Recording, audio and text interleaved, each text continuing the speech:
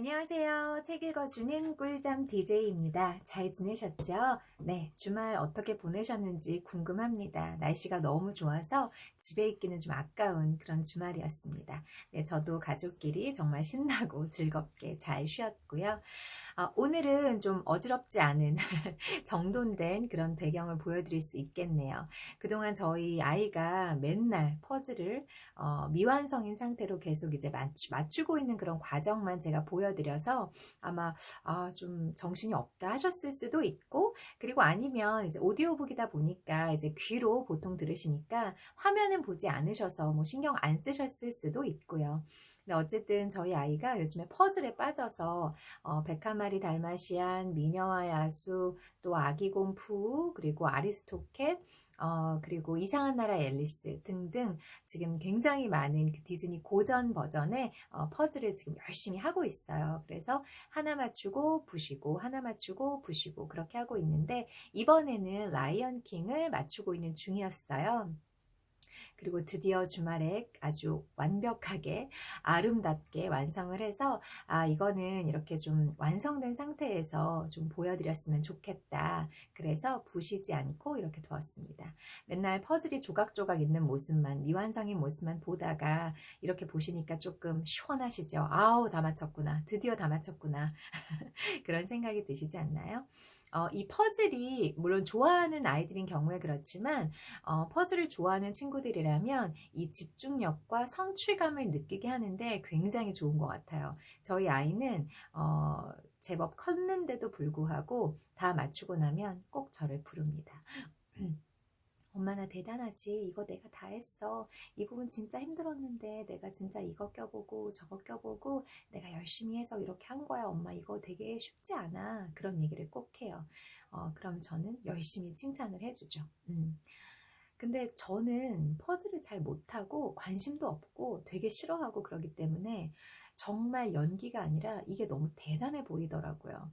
그래서 오랜 시간 동안 앉아서 이 퍼즐 껴보고 또 저 피스 껴보고 또 아니면 다시 또 다른 거 찾아보고 또 이 안에 들어있는 그 그림에 맞춰서 이 퍼즐이 어느 쪽인지 그림과 대조도 해보고 이러면서 오랜 시간 앉아서 이것에 집중하고 그리고 완성해가는 그 과정이 너무나 대단하다고 제가 정말 폭풍 칭찬을 해주죠. 그럼 아이도 으쓱으쓱하고 그럼 또 이제 엄마 나 이제 또 다른 퍼즐 새로운 거 골라놨어 구매해줘 라고 말을 하죠. 근데 뭐 퍼즐이나 책이나 이런 데 쓰는 돈은 하나도 아깝지 않은 것 같아요. 또 아이가 그걸 통해서 스트레스도 풀 것이고 또 공부에서 얻지 못하는 그 성취와 집중력을 여기에서 얻으면서 그게 또 학습이나 어떤 삶을 살아가면서 삶에서 성취하고 집중하고 또 계획 세우고 시행착오 겪는 그 모든 일들과 저는 맞물려 있다고 생각을 해요. 그래서 제가 좋아하는 이 육아 전문 채널의 선생님께서, 유튜버 분께서 엄마 아빠들이 보통은 집중력이나 성취감, 그 다음에 어떤 계획을 세우는 것, 어휘력, 이런 것들이 독서로, 책에서, 그리고 공부, 학습에서만 얻을 수 있다라고 생각을 하는데 절대 그렇지 않다. 아이들이 뭐 조끼리 발표를 하면서 누가 춤을 출 것이냐, 누가 가운데 설 것이냐, 어떤 옷을 입을 것이냐, 누구 집에서 만날 것이냐, 이런 것들을 결정하는 가운데에서도 아이들이 충분히 리더십이랄지 다른 사람을 배려하는 마음이랄지 그리고 계획을 어떻게 세워야 하는지에 대한 그런 연습을 하면서 그것이 나중에 공부에도 적용이 될 수 있다. 그리고 엄마 아빠랑 그냥 정말 시시껄렁하게 떠드는 정말 아무 뜻 없는 개그 콘서트 같은 아무 말 대잔치 속에서 아이들의 어휘력과 문해력과 이런 여러 가지 대화의 스킬들이 길러질 수 있다. 그러니까 자꾸 책에만 공부에만 학습에만 갇혀서 그것들로만 아이들이 성장하고 배울 수 있다고 생각하지 말아라 라는 말씀을 하셨는데, 와 저는 정말 거의 뭐 1000%, 1000%라는 말은 없나요? 100% 공감을 하고 찬성을 합니다. 그래서 저희 아이와 정말 어렸을 때부터 지금까지 폭풍 수다를 떨죠. 서로 막 오디오가 겹쳐서 내가 먼저 말할게, 네가 먼저 말할게 서로 싸우는 정도. 그래서 우리 부모님들이 많이 바쁘시지만, 그리고 저는 제가 말이 많은 편이라 그런 엄마를 봤을 때 되게 깜짝 놀랐는데, 말을 별로 하지 않는 엄마, 그리고 그래서 그런 성격이다 보니까 아이가 수다스러운 거를 좀 받아주기가 힘든 분들이 계시더라고요.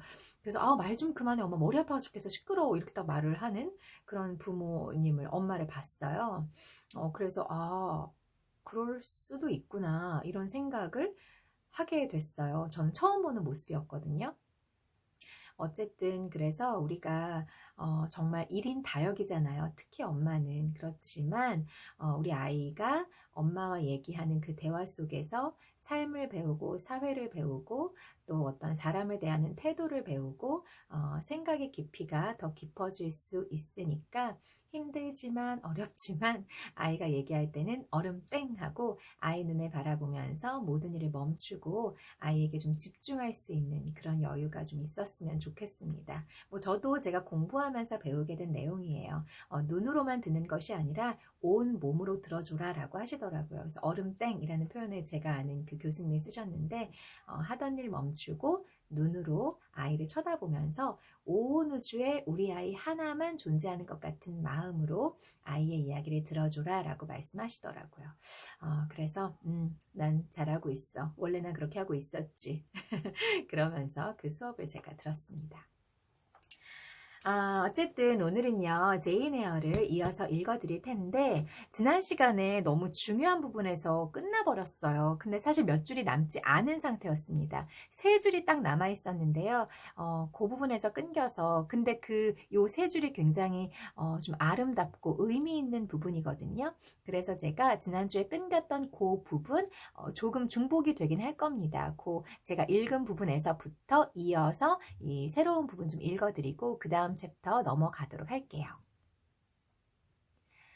장차 남편이 될 사람은 나에게 온 세상이 되어가고 있었다. 아니, 온 세상 이상이었으며 천국에 대한 희망에 버금갈 정도였다. 로체스터 씨는 인간과 거대한 태양 사이에 일식이 끼어드는 것처럼 나와 모든 종교적 사상 사이에 서 있었다. 그 당시 나는 하느님을 보지 못하고 하느님이 창조하신 인간만 바라보고 있었다. 로체스터 씨는 나의 우상이었다. 제10장. 약혼 기간이 어느덧 다 지나가서 이제 몇 시간 남지 않았다. 다가오는 날을, 결혼식 날을 미룰 수는 없었고 결혼식 준비도 다 끝났다. 적어도 나는 할 일이 없었다. 내 작은 방에는 묶어놓은 여행 가방들이 벽을 따라 줄줄이 늘어서 있었다. 내일 이 시간이면 저 가방들은 런던으로 가고 있으리라. 나 역시 마찬가지다. 아니, 내가 아니라 제인 로체스터. 내가 아직 모르는 사람이 말이다. 가방에는 아직 주소 꼬리표를 달지 않았다. 네모난 작은 꼬리표는 서랍 위에 있었다. 꼬리표마다 로체스터 씨가 직접 런던 무슨 호텔, 로체스터 부인 하고 주소를 써놓았다. 나는 직접 그 꼬리표를 달거나 남들한테 달아달라고 부탁할 마음이 나지 않았다. 로체스터 부인이라니. 그런 사람은 아직 존재하지 않았다. 그 사람은 내일 아침 8시가 지나서야 태어날 것이다. 그리고 나는 그 사람이 확실히 세상에 태어나는 것을 기다렸다가 그 사람에게 나라는 존재를 온전히 줄 것이다. 지금은 내 화장대 맞은편 벽장 속에 로우드 시절의 까만 옷과 밀짚 모자 대신 로체스터 부인의 의상이 걸려있는 것만으로도 충분하다. 결혼 의상은 원래 있던 내 옷을 밀어내고 옷걸이에 걸려있는 진주빛 예복과 안개처럼 희뿌연 면사포는 내 것이 아니었기 때문이다. 나는 그 괴상하고 유령 같은 옷이 보기 싫어서 벽장 문을 닫아버렸다. 밤 9시에 어두운 내 방에서 보면 그것들이 꼭 유령처럼 하얗게 어른거렸다. 나는 혼잣말로 중얼거렸다. 하얀 꿈이여. 나는 너를 혼자 두고 나갈 것이다. 열이 난다. 바람 소리가 들리니 밖으로 나가서 바람을 쐬어야겠다. 열이 있는 것은 단지 결혼 준비를 급하게 해서도 아니었다.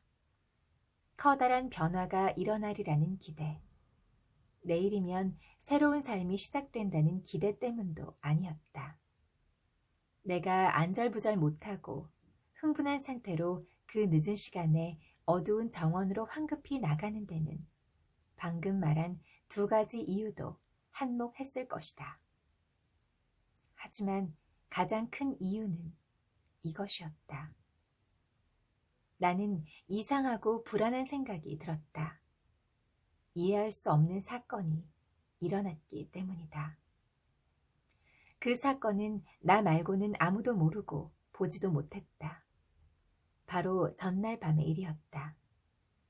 그때 로체스터 씨는 집에 없었다. 그리고 아직도 돌아오지 않았다. 30km쯤 떨어진 곳에 있는 농장 2~3개짜리 작은 영지에 볼 일이 있었던 것이다. 계획대로 영국을 떠나기 전에 직접 처리해야 될 일이었다. 나는 로체스터 씨가 돌아오기를 기다렸다.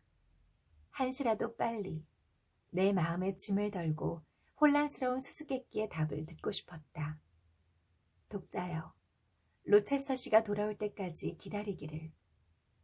내가 로체스터 씨에게 이 비밀을 털어놓으면 여러분도 알게 될 것이다. 나는 온종일 비 한 방울 뿌리지 않으면서 남쪽에서 세차게 불어오는 바람을 피해 과수원으로 들어갔다. 밤이 다가오면서 바람은 잦아들기는커녕 더 거칠어지고 소리도 요란해졌다. 나무들은 이리저리 몸을 뒤틀지 않고 한결같이 한쪽으로만 휘어져 있었고 1시간에 한 번도 나뭇가지를 뒤척이지 않았다. 계속 남풍이 불어대서 나뭇가지가 모두 북쪽으로 휘어져 있었다. 구름대가 끝없이 꼬리를 물고 남쪽에서 북쪽으로 몰려가는 통에 7월의 하루는 푸른 하늘이 한 번도 보이지 않았다. 천둥처럼 울려 퍼지는 엄청난 바람에 괴로운 마음을 맡긴 채 바람을 안고 뛰어가니 어떤 격렬한 쾌감이 느껴졌다. 월계수 산책길을 내려가다가 벼락 맞은 마로니에와 마주쳤다. 그 나무는 까맣게 타고 몸통 한가운데가 쪼개져서 음산하게 벌어져 있었다. 튼튼한 밑동과 억센 뿌리가 밑에서 받쳐주고 있는 덕분에 줄기가 완전히 두동강이 나지는 않았다. 하지만 생명을 이끄는 줄기가, 생명을 이끄는 기관들이 죽어서 더 이상 수액이 흐르지 않았다. 거대한 가지들은 죽어 있었으며 올 겨울의 폭풍 후에 한쪽이나 두쪽 다 땅바닥에 쓰러지고 말 것이다. 하지만 아직은 한 그루의 나무라고 할 수 있었다. 자네, 하나의 온전한 자네였다.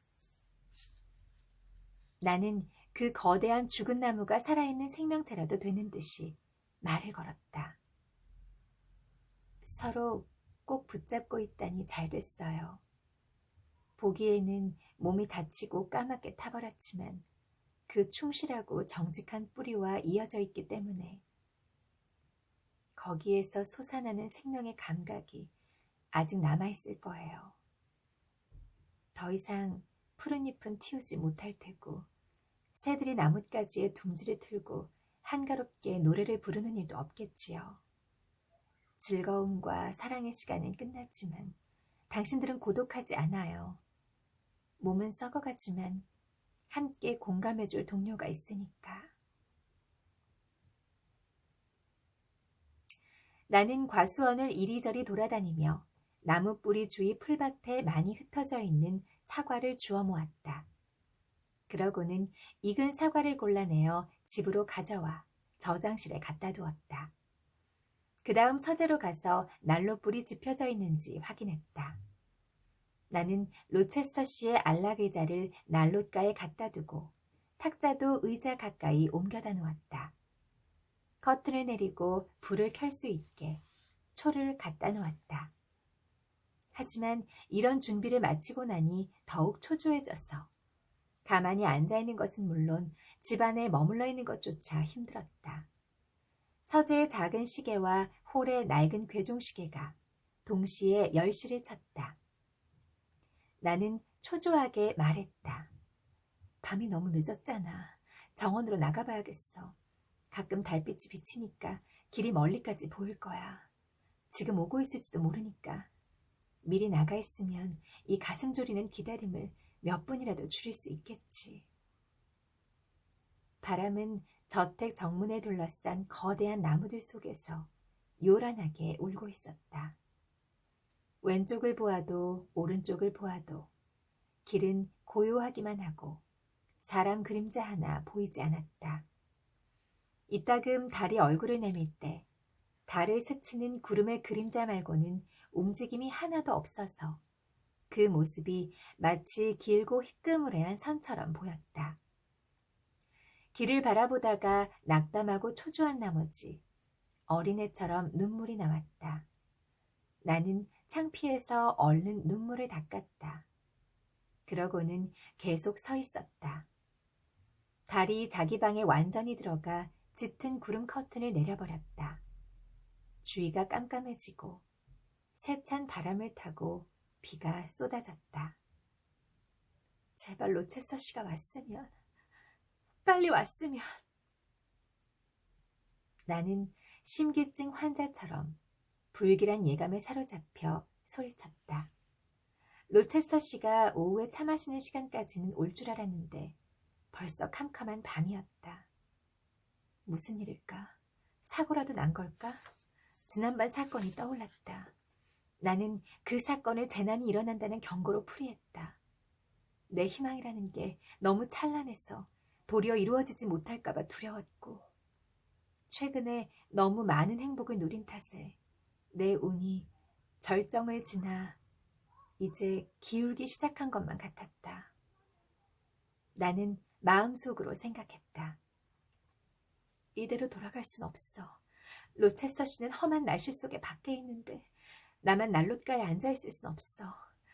이렇게 애를 태우느니 몸이 피곤한 게 나아. 차라리 마중을 나가야겠어.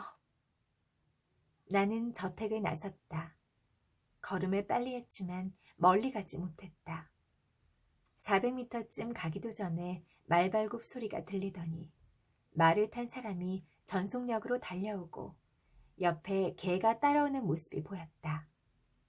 불길한 예감이여, 물러가거라.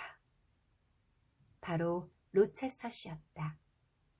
로체스터 씨가 마스루르를 타고 파일럿과 함께 달려오고 있었다. 로체스터 씨가 나를 보았다. 달이 하늘의 푸른 들판을 펼쳐놓고 흐릿한 빛을 바라며 떠 있었기 때문이었다. 로체스터 씨가 모자를 벗어 머리 위에서 흔들었다. 나는 그리로 뛰어갔다. 이런. 로체스터 씨는 안장에서 허리를 숙여 손을 내밀며 소리쳤다. 당신은 나 없이는 못 사나 보군. 내 부츠 코를 딛고 손을 잡고 올라타시오. 나는 그 말대로 했다. 기쁜 나머지 동작도 재빨라져서 로체스터 씨 앞에 훌쩍 올라탔다. 애정어린 입맞춤을 받고 로체스터 씨가 의기양양해서 우쭐대도 잠자코 있었다. 로체스터 씨는 뛸 듯이 기쁜 마음을 누르고 이렇게 물었다. 이렇게 늦은 시간에 마중 나오다니 무슨 일 있어? 안 좋은 일이라도 있는 거요? 아니요. 하지만 당신이 도무지 안 오셨어요. 특히나 이렇게 비바람이 부니까 집에 가만히 앉아 기다릴 수가 없었어요. 정말 비바람이 사나워. 이런, 인어처럼 물을 뚝뚝 흘리고 있군. 내 망토를 둘러요. 그런데 열이 있는 것 같소. 뺨도 손도 불덩이처럼 뜨거워. 다시 묻겠는데 무슨 일이 있는 거요? 지금은 괜찮아요. 무섭지도 괴롭지도 않아요. 그럼 방금 전에는 무섭고 괴로웠어? 네, 무척이요. 다 말씀드릴게요. 제가 무엇 때문에 괴로워했는지 알면 비웃을지도 몰라요. 내일이 지나면 실컷 웃어주리라. 그때까지는 당신을 비웃을 수 없소. 내 귀중한 보물을 아직 확실히 품에 안은 게 아니니까. 이게 지난 한 달 동안 요리조리 쏙쏙 빠져나가고 들장미처럼 가시를 세우던 사람이 맞소? 손가락 하나만 대도 가시에 찔렸지. 그런데 이제 길 잃은 어린 양처럼 품에 안겨있군. 당신은 양치기를 찾아 우리를 나온 거지. 그렇지, 제인? 당신이 보고 싶었어요. 하지만 우쭐대지 마세요. 다 왔네요. 이제 내려주세요. 로체스터 씨는 나를 포장된 길에 내려주었다. 존에게 말을 맡기고 나를 따라 들어와서는 빨리 젖은 옷을 갈아입고 서재로 오라고 했다. 그러더니 계단을 올라가던 나를 불러 세우고는 금방 오겠다고 약속하라고 했다. 옷을 갈아입는 것은 오래 걸리지 않았다. 5분 뒤에 나는 서재로 갔다. 로체스터 씨는 저녁 식사를 하고 있었다. 자리에 앉아서 같이 들어요. 별일이 없다면 이 식사와 다음 한 끼를 마지막으로 한동안 손필드에서는 식사를 하지 못할 테니까. 나는 곁에 앉았지만 먹을 수가 없다고 했다. 여행을 앞두고 있어서 그런 거요? 런던에 갈 생각을 하니 입맛이 없는 거요? 지금은 제 앞에 어떤 미래가 기다리고 있을지 똑똑히 보이지가 않아요. 제 머릿속에 무슨 생각이 들었는지도 모르겠고요. 인생의 모든 것이 허상처럼 느껴져요. 나는 빼놓아야지. 이렇게 틀림없는 실체인데. 만져봐요. 당신이야말로 환상 같아요. 그저 꿈만 같아요. 로체스터 씨는 껄껄 웃으며 손을 내밀었다. 이게 꿈이요? 이렇게 말하며 내 눈앞에 손을 바짝 들이댔다. 로체스터 씨는 팔이 길고 튼튼할 뿐 아니라 손도 두툼하고 억세 보였다. 나는 내 얼굴 앞에 있는 손을 잡아내리며 말했다. 그래요. 만져보고 있어도 꿈 같아요. 저녁은 다 드셨어요? 다 먹었소. 나는 종을 울려서 식탁을 치우게 했다. 다시 둘만 남자. 나는 난로불을 뒤적이고 나서 내 주인의 무릎 가까이 있는 낮은 의자에 앉았다. 내가 말했다.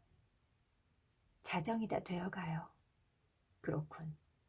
하지만 제인, 내 결혼식 전날 밤에 나와 함께 깨어있기로 약속한 거 잊지는 않았겠지. 기억해요. 약속을 지키겠어요. 적어도 1~2시간은요. 저도 자고 싶지 않아요. 준비는 다 끝냈소? 다 끝냈어요. 나도 마찬가지요. 모든 것을 처리해 놓았으니 내일 교회에서 돌아오면 30분 안에 손필드를 떠날 거요. 좋아요. 좋아요 하면서 왜 심상치 않은 웃음을 띠는 거요. 뺨이 빨갛고 눈이 이상하게 빛나는군. 괜찮은 거요?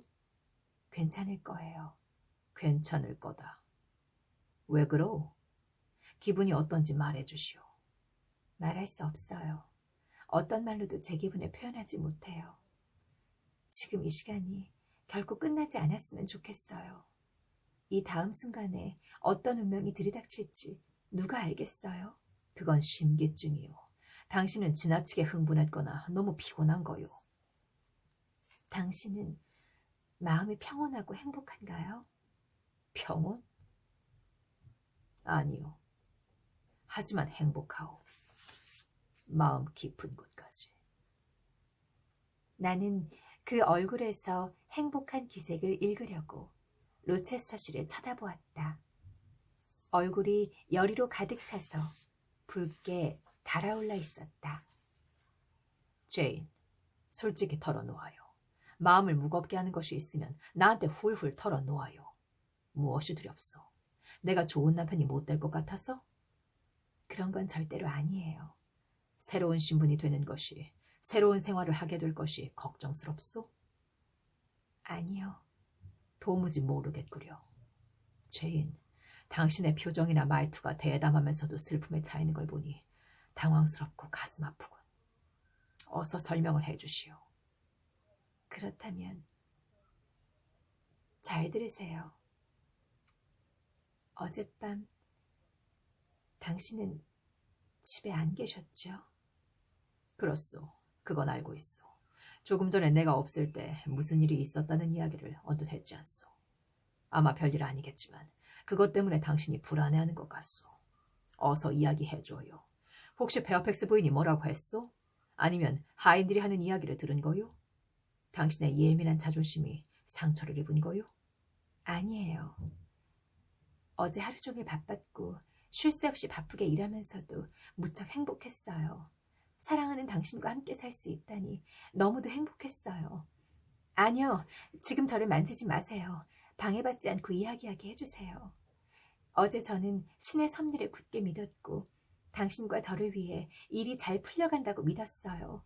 기억나시는지 모르겠지만 어제는 날씨가 맑았어요. 하늘도 맑고 바람도 잔잔해서 당신이 편안하고 무사히 여행할 수 있겠다고 마음을 푹 놓았어요. 차를 마시고 나서 잠시 산책을 하면서 당신을 생각했어요. 당신이 바로 곁에 있는 것만 같아서 당신이 곁에 없다는 아쉬움마저 느껴지지 않을 정도였죠. 저는 제 앞에 놓인 삶을 저보다 더 넓고 활동적인 당신의 삶을 생각했어요. 마치 작은 시냇물이 자신의 얕고 좁은 물길이 아닌 깊은 바다로 흘러들어가는 것과도 같았죠. 왜 윤리주의자들이 이 세상을 쓸쓸한 황무지라고 부르는지 이상할 정도였어요. 제가 보기에 세상은 장미꽃처럼 활짝 피어 있거든요. 해질 무렵이 되자 곧 쌀쌀해지고 하늘이 흐려져서 집 안으로 들어갔어요. 소피가 2층으로 불러서 방금 가져온 웨딩드레스를 보라고 했어요. 그리고 웨딩드레스가 든 상자에는 당신의 선물이, 당신이 왕자처럼 사치스럽게 런던에서 주문해온 면사포가 있었어요. 제가 보석을 달려고 하지 않으니까 이런 식으로 은근슬쩍 보석 못지않게 비싼 것을 준 거죠. 저는 웃으면서 면사포를 펼쳐보며 당신의 귀족적 취향을 어떻게 놀려줄까, 평민 출신 신부를 귀부인이나 쓰는 장식물로 꾸미려고 애쓰는 것을 어떻게 놀려줄까 궁리했어요. 천하게 태어난 제 머리를 덮기 위해 스스로 준비한 자수도 없는 네모난 하얀 비단 레이스를 당신한테 가지고 가서 재산도 미모도 훌륭한 연줄도 남편에게 줄 수 없는 여자한테는 이런 면사포로도 충분하지 않겠느냐고 물어볼 생각이었어요. 당신이 어떤 표정을 지을지 눈에 선했죠. 당신이 울컥해서 공화주의자 같은 대답을 내뱉고 자신은 부자나 귀족과 결혼해서 재산을 늘리거나 신분을 높일 필요가 없다고 거만하게 말하는 소리가 귀에 들리는 듯 했어요. 로체스터 씨가 말했다. 어쩌면 그렇게 내 마음을 잘 알까. 이 마법사 같으니. 그 면사포에서 자수 말고 무엇을 발견했소? 지금 이렇게 슬퍼하는 걸 보니 독이나 단검이라도 있었소? 아니요. 아니에요. 그 면사포는 화려하고 우아했고 페어팩스 로체스터에 자만심이 들어있었을 뿐이에요. 그 자만심이라는 악마는 워낙 많이 보아왔기 때문에 놀라지도 않았고요. 하지만 날이 어두워지면서 바람이 세차게 불기 시작했어요. 어젯밤에는 지금처럼 거칠고 요란하게 불지는 않았지만 음침하고 신음하는 듯한 소리라서 훨씬 더 으스스했어요. 당신이 집에 계셨으면 했어요. 이 방에 와봤는데 빈 의자와 불 없는 난로가를 보니 마음이 더 스산했어요.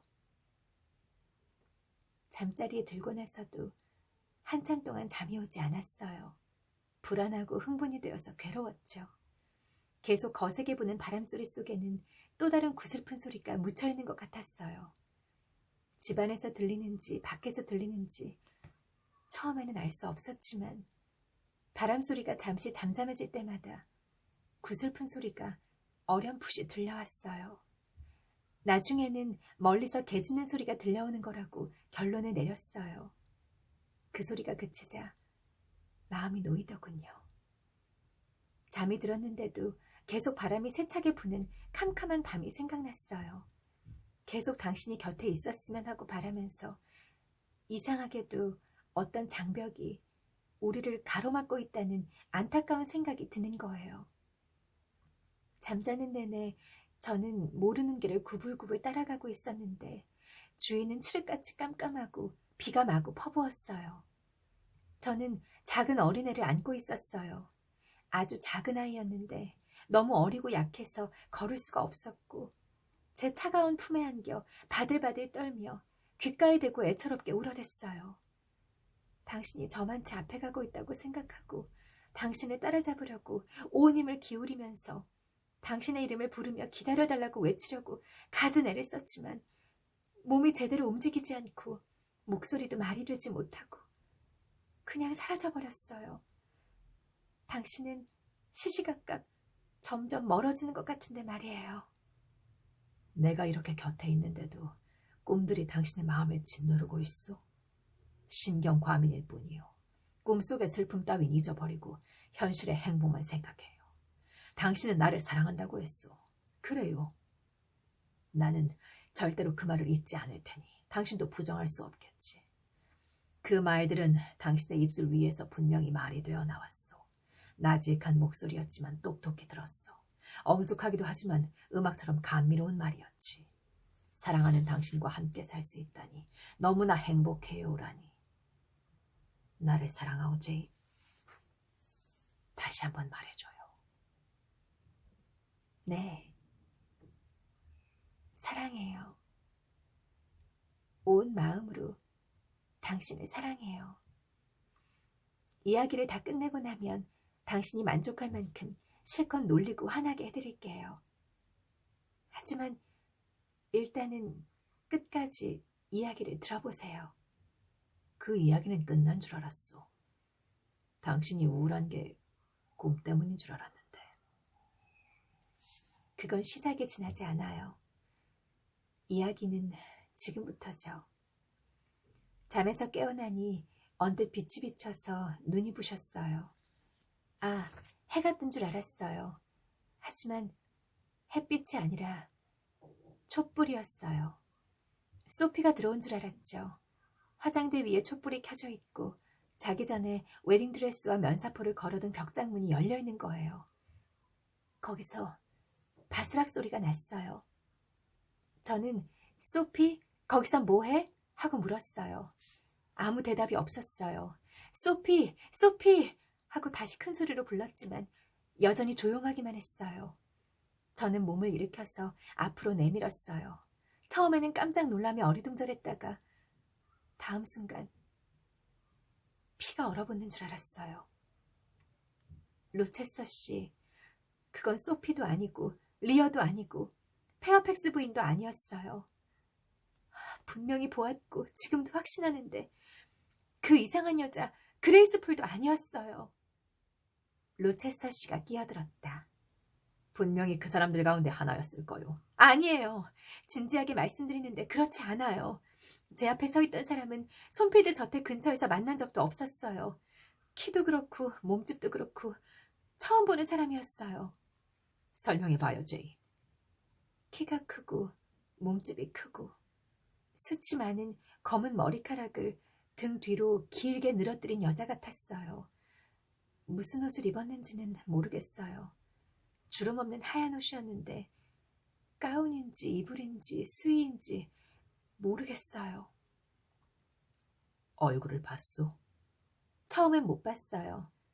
하지만 곧 그 여자가 제 면사포를 걷어서 들고는 한동안 들여다보더니 머리에 쓰고 거울을 봤어요. 그 순간 어두운 긴 거울 속에 비친 그 여자의 모습을 똑똑히 봤어요. 어떻게 생겼소? 무섭고 소름 끼쳤어요. 그런 얼굴은 처음 봤어요. 핏기 하나 없이 색깔이 이상한 포악한 얼굴이었어요. 그 희번덕거리던 벌건 눈과 거무죽죽하게 부어오른 무시무시한 얼굴을 제발 잊어버리고 싶어요. 유령은 보통 창백해요. 그 여자의 얼굴은 보랏빛이었어요. 입술이 시커멓게 부어있고 이마에는 주름이 파여있고 핏발이 선 눈 위로 까만 눈썹이 한껏 올라가 있었어요.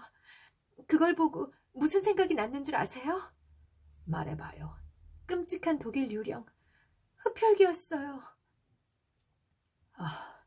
당신한테 무슨 짓을 했소? 그 여자가 그 앙상한 머리에서 제 면사포를 벗더니 두 갈래로 쫙 찢어서 마룻바닥에 내동댕이 치고 짓밟았어요. 그 다음에는 창가 커튼으로 다가가 밖을 내다보더군요. 어쩌면 동이 트는 걸 보았는지도 몰라요. 촛불을 들고 문 쪽으로 물러가기 시작했거든요. 그러다가 바로 제 침대 옆에서 걸음을 멈추었어요. 이글거리는 눈으로 저를 노려보더니 촛불을 제 얼굴에 바짝 들이대고는 훅 꺼버렸어요. 그 여자의 소름 끼치는 얼굴이 제 위에서 붉게 빛나는 걸 보고는 그대로 정신을 잃었어요. 지금껏 살면서 겁에 질려 기절한 것은 아주 어렸을 때 이후로 처음이에요. 다시 깨어났을 때 곁에 누가 있었소? 아무도 없었어요. 환한 대낮이었죠. 저는 일어나서 머리를 감고 세수를 하고 물을 한참 마셨어요. 몸에 기운이 없긴 했지만 병이 난 건 아니라서 당신 말고는 아무한테도 제가 본 것을 이야기하지 않기로 했어요. 자, 이제 그 여자가 누구인지 어떤 사람인지 말해주세요. 지나치게 흥분해서 헛개비를 본 거요. 틀림없어, 나의 보물. 당신한테 신경을 좀 써야겠소. 당신처럼 신경이 예민한 사람은 함부로 대하면 안 되니까. 신경이 예민해서 그런 건 절대로 아니에요. 그 여자는 진짜였어요. 그 사건은 실제로 일어났고요. 그럼 그 전에 꾸었던 꿈은 그것도 현실이요? 손필드 저택의 폐허가 되었나? 지금 내가 극복하기 힘든 장애물 때문에 당신과 떨어지게 되었소? 눈물 한 방울 흘리지 않고 입맞춤도 인사도 없이 당신을 떠나려 한단 말인가? 아직은 아니에요. 그럼 앞으로 그럴 거란 말이요? 우리를 영원히 묶어줄 날이 이미 시작되었잖소. 그리고 일단 결혼하면 이런 무서운 상상들은 하지 않을 거요. 내가 보증하겠소. 무서운 상상이라니요. 저도 그런 거라고 믿고 싶어요. 정말이지 그렇게 믿고 싶다고요. 당신마저도 그 끔찍한 손님이 누구인지 설명해주지 못하니까요. 내가 설명할 수 없는 일이니 그건 분명히 현실이 아니었을 거요. 저도 오늘 아침 일어났을 때 스스로 그렇게 타일렀어요. 하지만 환한 대낮에 익숙한 물건들을 보면서 기분 좋게 위로받고 용기를 얻으려고 방 안에 둘러보았는데 양탄자 위에 두 갈래로 확 찢겨진 면사포가 떨어져 있었어요. 간밤의 일이 진짜라는 증거였죠. 로체서 씨가 움찔 놀라며 몸을 부르르 떠는 것 같았다. 로체서 씨는 얼른 나를 껴안으며 소리쳤다. 하느님 고맙습니다. 설령 뭔가 사악한 것이 어젯밤 당신 곁에 왔었다 해도 어쨌든 해를 입은 게 고작 면사포뿐이라니. 무슨 일이 있었을지 모른다고 생각하니 끔찍하군. 로체서 씨는 숨을 헐떡이며 나를 으스러지게 껴안았다. 몇 분 동안 말이 없더니 이윽고 명랑하게 말을 이었다. 자, 자네트, 다 설명해 주겠소. 그것은 절반은 꿈이고 절반은 사실이야. 아마도 어떤 여자가 당신 방에 들어왔을 거요. 그 여자는 틀림없이 그레이스 풀이야. 당신도 그레이스 풀이 이상하다고 했잖소. 당신이 지금까지 아는 사실로 봐서도 이상한 여자라고 부를 만하지. 그 여자가 나한테 무슨 짓을 했고 메이슨한테 무슨 짓을 했는지 알지. 당신은 비몽사몽간에 그레이스 풀이 들어와서 무슨 짓을 하는지 보았겠지만 열이 있는 데다 정신이 없는 상태라서 그레이스 풀의 모습에 고블린의 형상을 겹쳐서 본 거요. 풀어헤친 긴 머리, 거무죽죽하게 부은 얼굴, 덩치 큰 체격은 모두 상상한 거고 악몽을 꾼 결과요. 아기에 차서 면사포를 찢어버린 건 진짜요. 그레이스 풀이라면 그러고도 남지. 그럼 당신은 내가 왜 그런 여자를 집에 두는지 물을 거요. 우리가 결혼하고 딱 1년하고 하루가 지나면 이야기해 주리다.